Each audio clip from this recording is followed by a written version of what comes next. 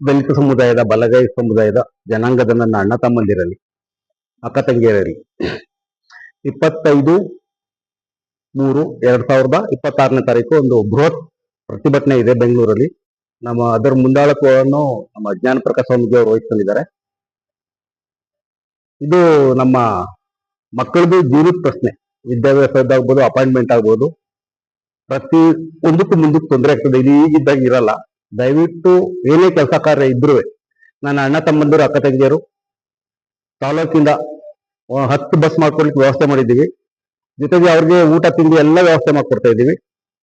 ಏನೇ ಕೆಲಸ ಕಾರ್ಯಗಳಿದ್ರು ನಿಮ್ಮ ಮಕ್ಕಳ ಹಿತದೃಷ್ಟಿಯಿಂದ, ನಿಮ್ಮ ಮಕ್ಕಳ ವಿದ್ಯಾಭ್ಯಾಸದ ದೃಷ್ಟಿಯಿಂದ, ನಿಮ್ಮ ಮಕ್ಕಳಿಗೆ ಅಪಾಯಿಂಟ್ಮೆಂಟ್ ದೃಷ್ಟಿಯಿಂದ ದಯವಿಟ್ಟು ಎಲ್ಲ ಬಂದು ಸಹಕರಿಸಿ ಆ ಪ್ರತಿಭಟನೆ ಯಶಸ್ವಿಗೊಳಿಸ್ಬೇಕಂತ ಕೇಳ್ಕೊಳ್ತೀನಿ. ಹಾಗೇನೆ ಈ ನನ್ನ ತಾಲೂಕಿನಲ್ಲಿ ನಾವು ಜನತಾದಳ, ಬಿಜೆಪಿ, ಕಾಂಗ್ರೆಸ್ ಅನ್ನೋ ಕಾನ್ಸೆಪ್ಟ್ ದಯವಿಟ್ಟು ಬೇಡ. ಈ ವಿಷಯದಲ್ಲಿ ಇದು ಸಮುದಾಯಕ್ಕೆ ಸಂಬಂಧಪಟ್ಟಿದ್ದು, ಅದರಲ್ಲೂ ರೈಟ್ ಸಮುದಾಯಕ್ಕೆ ಸಂಬಂಧಪಟ್ಟಿದ್ದು. ನಾವೇನು ನಮ್ಮ ಬಲಗೈ ಸಮುದಾಯದವ್ರ ವಿರುದ್ಧ ಏನು ಹೋಗ್ತಾ ಇಲ್ಲ. ಅವ್ರಿಗೆ ಎಷ್ಟು ಹಕ್ಕಿದೆ ಅಷ್ಟು ಕೊಡಿ, ಇವ್ರದ್ದು ಎಷ್ಟಿದೆ ಇವ್ರಿಗೆ ಅವ್ರಿಗೆ ಕೊಡಿ ಅಷ್ಟೇ. ಇದೇನಿಲ್ಲ, ಯಾರು ವಿರೋಧಿ ಅಲ್ಲ ಇಲ್ಲಿ.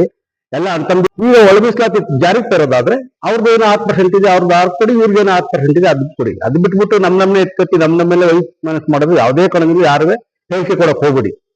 ಯಾರೋ ಒಂದಿಬ್ರು ಮಾತಾಡ್ತಾರೆ ಅಂದ್ಬಿಟ್ಟು ಎಲ್ಲ ತಲೆ ಕೆಡಿಸೋದು ಬೇಡ. ಇನ್ನು ಭಾರಿ ವಿಶ್ವಾಸದಲ್ಲಿದ್ದೀವಿ ನಾವು ತಾಲೂಕಲ್ಲಂತೂ. ಇದು ಬೆಳವಣಿಗೆಗಳು ನೋಡಿದ್ರೆ ಇತ್ತೀಚೆಗೆ ಎಲ್ಲೂ ಹೋಗ್ತಾ ಇದ್ದು ಇದೊಂದು ಕುತಂತ್ರದಲ್ಲಿ ನಡೀತಾ ಇರೋದು. ನಮ್ಮ RSS ಕಾನ್ಸೆಪ್ಟ್ ಇದು ಕುತಂತ್ರ, ದೊಡ್ಡ ಕುತಂತ್ರ ಬಲಿ ಹಾಕ್ತಾ ಇದ್ದಾರೆ ನಮ್ಮ. ಅದು ಕರ್ನಾಟಕದಲ್ಲಿ ನಮ್ಮ ರೈಟ್ ಸಮುದಾಯದವರು, ಲೆಫ್ಟರ್ ಇವರು ಒಂದಕ್ಕೆ ಸೇರುತ್ತಾನೆ 1 ಕೋಟಿ ಜನಸಂಖ್ಯೆ ಅಂತ ಹೇಳ್ಕೊಳ್ಳೋದು. ಈ ತರ ಮಾಡಿದ್ರೆ ಎಲ್ಲರಿಗಿನ್ನ ಕಡಿಮೆ ಆಗ್ತಾರೆ ಇವರು. ಏನು ಕೇಳಕ್ಕಾಗಲ್ಲ, ನಾವು ಯಾವತ್ತೂ ನಾವು ನಮ್ಮ ಹಕ್ಕು ಚಲಾಯಿಸಕ್ಕೆ ಆಗಲ್ಲ, ಇಷ್ಟು ಬಂದು ನಿಂತ್ಕೋತೀವಿ. ಹಾಗಾಗಿ ನನ್ನ ಅಣ್ಣ ತಮ್ಮದಿರು, ಲೆಫ್ಟ್ ಸಮುದಾಯದವರಾಗ್ಬೋದು, ನಮ್ಮ ರೈಟ್ ಸಮುದಾಯದವರಾಗ್ಬೋದು, ಯಾರು ಮನಸ್ತಾಪ ಮಾಡ್ಕೋಬೇಡಿ. ಅವರ ಹಕ್ಕು ಅವ್ರು ತಗೊಳ್ತಾ ಇರ್ತಾರೆ. ಭೂಮಿ ಮೇಲೆ ಪ್ರತಿಯೊಬ್ಬ ಬದುಕು ಹೋಗ್ತಿದೆ ಅವ್ರಿಗೆ. ಎಲ್ರಿಗೂ ಅವ್ರ ಹಕ್ಕಿರೋದ್ರಿಂದ ಅವ್ರು ವಿದ್ಯಾಭ್ಯಾಸ ಮಾಡ್ಕೊಂಡು ಅದಕ್ಕೆ ತಕ್ಕಾಗಿ ಅವರು ಕಾಲ್ಫಾರಾದಾಗ ಅಪ್ಲೈ ಮಾಡ್ಕೊಂಡು ಕೆಲಸ ತಗೊಳ್ಳೋದು ಬಿಟ್ಬಿಟ್ಟು ಯಾರು ಓದ್ದನೆಯ ಇನ್ನೊಬ್ಬ ಓದ್ಕೊಂಡು ಹೋಗ್ತಾರಲ್ಲ, ದೂರದ ಬ್ಯಾಡಿ. ದಯವಿಟ್ಟು ವಿದ್ಯಾಭ್ಯಾಸ ಕಾಂಪಿಟೇಷನ್ ಆಗಿ ಓದ್ಲೇಬೇಕು. ನೀವು ಅಂಬೇಡ್ಕರ್ ಕೊಟ್ಟಿರೋದು ಎಲ್ರಿಗೂ ವಿದ್ಯಾಭ್ಯಾಸಕ್ಕೆ ದಾರಿ ಮಾಡ್ಕೊಟ್ಟವ್ರೆ. ಅದನ್ನ ದಯವಿಟ್ಟು ಕರೆಕ್ಟ್ ಆಗಿ ಉಪಯೋಗಿಸ್ಕೊಂಡು ಎಲ್ಲರೂ ನೀವು ಓದ್ಬೇಕಾಯ್ತದೆ. ನನ್ನ ಸಮುದಾಯದವರು, ಅಣ್ಣ ತಮ್ಮಂದಿರು, ನಮ್ಮ ಲೆಫ್ಟರ್ ಆಗ್ಬೋದು, ರೈಟರ್ ಆಗ್ಬೋದು, ನಮ್ಮಲ್ಲಿ ಭಿನ್ನಾಭಿಪ್ರಾಯ ಬರೋದು ಬೇಡ. ಕೈ ಮುಗಿ ಕೇಳ್ಕೊಳ್ತೀನಿ ನಾನು.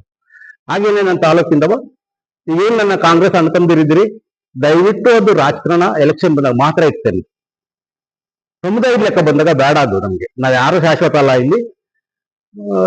ಬುದ್ಧಿವಂತರು ಹೆಂಗ್ ಹೋಗ್ತಾರೆ ಮುಂದುವರೆಗೆ ಏನಾದ್ರು ಅದಕ್ಕೆ ನಾವು ಹೋಗ್ಬೇಕಾಗ್ತದೆ. ಸ್ವಲ್ಪ ದಯವಿಟ್ಟು ಯೋಚನೆ ಮಾಡ್ತೀನಿ ಅದನ್ನ. ನಮ್ಮ ಒಕ್ಕಲಿಗ ಸಮುದಾಯ ಆಗ್ಬೋದು, ಭಾರಿ ಗೌರವ ಸಮುದಾಯ ಬಂದಾಗ ಅಂತ ಸೇರ್ಕೊಳ್ತಾರೆ. ನಾವು ರಾಜಕೀಯ ಆ ಪಕ್ಷ ಈ ಪಕ್ಷ ಅಂತ ಹಿಂಗ್ ಮಾಡ್ಬಿಟ್ಟು ನಮ್ಮ ಸಮುದಾಯದವ್ರು ನಾವು ಒಗ್ಗಟ್ಟಾಗಿ ಸೇರೋದಿಲ್ಲ ಅಂದ್ರೆ ಎಲ್ಲ ದೊಡ್ಡ ಅವಮಾನ ಆಯ್ತದೆ. ನಮ್ಗೆ ಎಲ್ರಿಗೂ ಅವಮಾನ ಆಯ್ತದೆ, ಹಿನ್ನಡೆನೂ ಆಯ್ತದೆ ಎಲ್ಲ ವಿಷಯದಲ್ಲಿ. ಹಾಗಾಗಿ ನಾನು ಕಾಂಗ್ರೆಸ್ ಅಣ್ಣ ತಮ್ಮದಿರಲ್ಲಿ ನಿಮ್ ಕೈ ಮುಗಿ ಕೇಳ್ಕೊತೀನಿ, ದಯವಿಟ್ಟು ತಾಲೂಕಲ್ಲಿ ನಮ್ಮಲ್ಲಿ ಯಾವುದೇ ಕಾರಣದಿಂದ ನಾವು ಬೇರೆ ಅನ್ನೋದು ಇಟ್ಕೊಳಕ್ ಹೋಗ್ಬೇಡಿ. ಎಲೆಕ್ಷನ್ ಬಂದಾಗ ಅದು ನಿಮ್ ಹಕ್ಕು, ಏನು ಮಾಡಂಗಿಲ್ಲ. ಅವ್ರ ಹಕ್ಕು ನೀವು ಚಲಾಯಿಸೋದು ಯಾರು ಕೊಡ್ತೀರೋ ನಿಮ್ಗೆ ವೈಯಕ್ತಿಕ ಹೋಗ್ಬಿಟ್ಟಿರೋದು, ಯಾರು ಹೇಳಂಗಿಲ್ಲ ಅವ್ನಿಗೆ ಯಾಕೆ ಹಿಂಗೆ ಯಾಕಂತ ಹೇಳ್ಬೋದು. ಹಾಗಾಗಿ ಬಸ್ ವ್ಯವಸ್ಥೆ ಮಾಡಿದೀವಿ, 10 ಬಸ್ ಮಾಡಿದೀವಿ. ಇನ್ನೂ ಎಷ್ಟು ಬಸ್ ಬೇಕಾಗ್ತದೆ ಅಡಿಷನಲ್ ಕೂಡ ಕ್ಲಿಯರ್ ಮಾಡ್ಕೊಡ್ತೀವಿ. ಎಲ್ಲ ಒಗ್ಗಟ್ಟು ಹೋಗಕ್ಕೆ ಹೋಗಿ ದಯವಿಟ್ಟು ಕೈ ಜೋಡಿಸಿ. ದಯವಿಟ್ಟು ಇಷ್ಟು ಹೇಳಿ ನಾನು ಮಾತು ಮುಗಿಸ್ತೀನಿ.